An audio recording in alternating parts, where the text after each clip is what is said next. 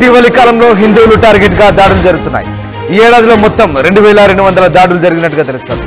మహమ్మద్ యూనుస్ ప్రభుత్వం ఏర్పడగానే హిందువులపై భారీగా దాడులు పెరిగాయి. పాక్తో పోలిస్తే 20 రెట్లు అధికంగా దాడులు జరిగినట్టుగా తెలుస్తోంది. బంగ్లాలో పరిస్థితులపై భారత్ ఆందోళన వ్యక్తం చేస్తుంది. హిందువులకు రక్షణ కల్పించాలంటూ కేంద్రం లేఖ రాసిన పరిస్థితి కనబడుతోంది. మొత్తం మీద పొరుగు దేశమైనటువంటి బంగ్లాదేశ్లో హిందువులపై జరుగుతున్న దాడుల నేపథ్యంలో భారత్ తీవ్ర స్థాయిలో స్పందించింది. ప్రధానంగా హిందువులు, హిందూ దేవాలయాలపై జరుగుతున్న దాడులపై తీవ్ర ఆగ్రహాన్ని వ్యక్తం చేసింది. హిందువులకు రక్షణ కల్పించాలంటూ బంగ్లా ప్రభుత్వానికి లేఖ రాసింది. మహమ్మద్ యూనుస్ ప్రభుత్వంలో పరిస్థితులు మరింత ఆందోళనకరంగా మారినట్లు చెప్తూ పరోక్షంగా హెచ్చరించిన పరిస్థితి కనబడతా ఉంది.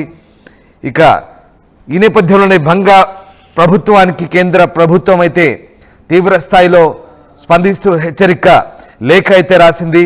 ఇటీవలి కాలంలో హిందువులు టార్గెట్గా దాదాపు 2200 దాడులు జరిగాయి.